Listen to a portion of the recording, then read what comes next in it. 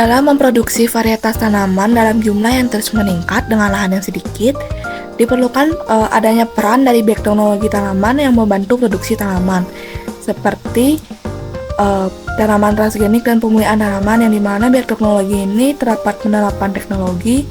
yang menggunakan rekayasa genetika sehingga menghasilkan produk-produk dengan hasil modifikasi genetik. Nah, seperti yang kita ketahui, hal ini sulit dilakukan secara komersial dikarenakan adanya risiko yang dipermudah untuk dimonopoli dikarenakan regulasinya yang kurang kuat.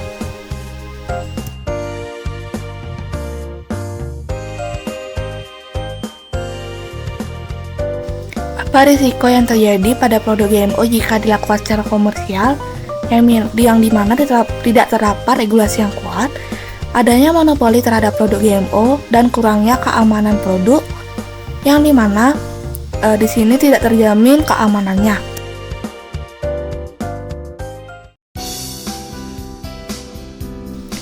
Nah, bagaimana cara mendapatkan perlindungan terhadap produk-produk biokteknologi tanaman? Yang pertama, hak pemulihan varietas tanaman, hak paten, perlindungan regulasi, dan sertifikasi dan konvensi produk GMO, yang dimana menurut Undang-Undang Nomor 29 Tahun 2000 tentang perlindungan varietas tanaman menyatakan keberadaan pemula yang menghasilkan varietas tanaman yang esensial akan mendapatkan hak perlindungan.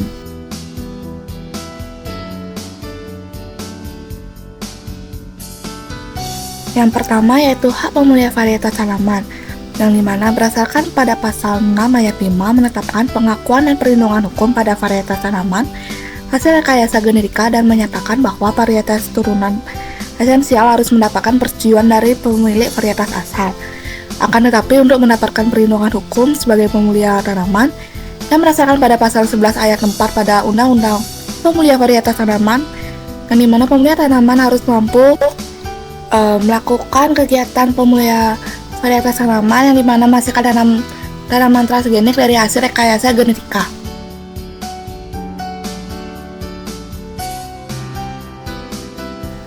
Yang kedua, hak paten, yang dimana hak ini eksklusif yang diberikan kepada seseorang penemu untuk mengecualikan orang lain agar tidak membuat, menggunakan atau menjual, yang dimana menawarkan produk ini di negara pemberi hak paten dan mengekspornya ke negara tersebut. Nah, seperti salah satu contoh yang dimana di Amerika Serikat terdapat pabrik Monsanto, yang dimana di sini dia mau hak patenkan penemu rekayasa genetikanya, yaitu dari DNA komplementer yang ditemukan dari hasil rekayasa dari mRNA, yang dimana dihapus pengkode non proteinnya sehingga gen ini dapat dipatenkan, yang dimana si DNA ini berbeda dari gen asli sehingga Monsanto ini dapat menghasilkan beberapa produk GMO seperti kedelai, kapas, jagung, kanola yang toleran terhadap Roundup yang menggunakan teknologi inti yang sama, yang dimana Roundup ini merupakan salah satu hama yang terbesar di Amerika Serikat.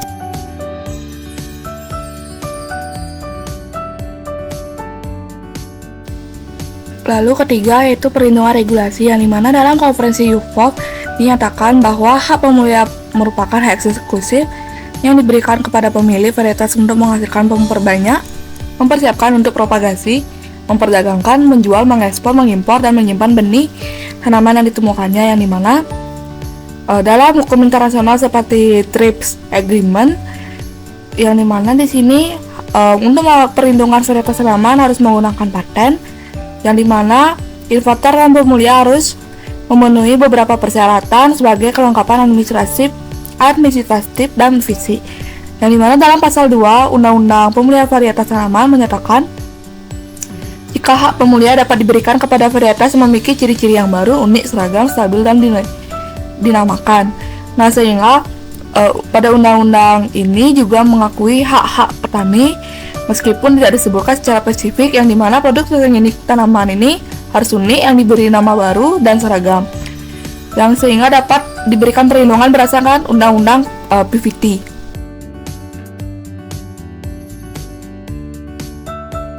Lalu yang terakhir terdapat sertifikasi dan konvensi produk GMO, yang dimana sertifikasi dan konvensi dalam konteks produk bioteknologi tanaman ini dapat merujuk kepada serangkaian prosedur, standar, dan perjanjian internasional yang mengatur produksi, pengujian, dan peredaran produk biotehnologi tanaman yang dimana ini untuk memastikan keselamatan, keberlanjutan, dan manajemen risiko yang dalam pengembangan dan penggunaan tanaman hasil biotehnologi. Nah, pada gambar di samping merupakan salah satu tanaman atau anggrek jenis baru yang sudah mendapatkan sertifikasi dan sudah dapat disebarluaskan secara publik.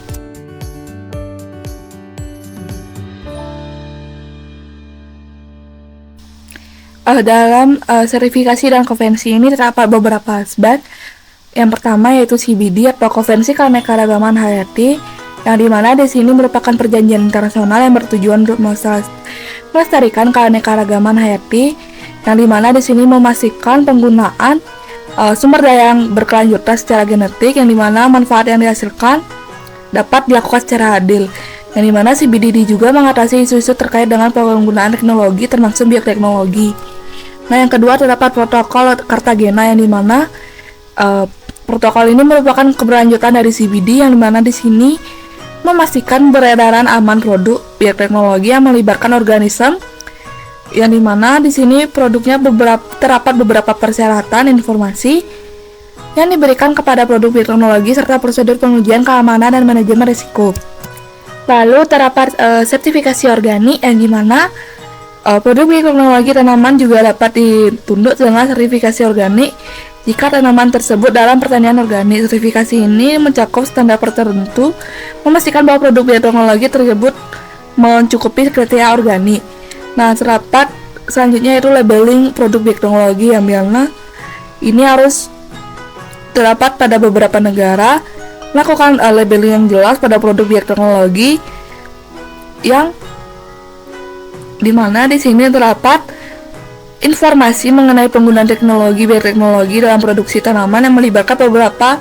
persyaratan khusus terkait dalam pemasaran dan informasi konsumen. Nah, lalu terdapat regulasi keselamatan pangan, yang dimana produk ini sering mematuhi regulasi keselamatan pangan, yang dimana di sini terdapat uji keamanan dan evaluasi risiko sebelum produk tersebut diizinkan dan diedarkan di pasaran. Nah, yang terakhir yaitu sertifikasi BANE, yang dimana tanaman hasil bioteknologi yang dihasilkan melalui teknologi pemilihan genetik juga tunduk kepada persyaratan ini, yang dimana ini mencakup standar untuk kualitas benih, kelanjutan, dan kebersihan genetik.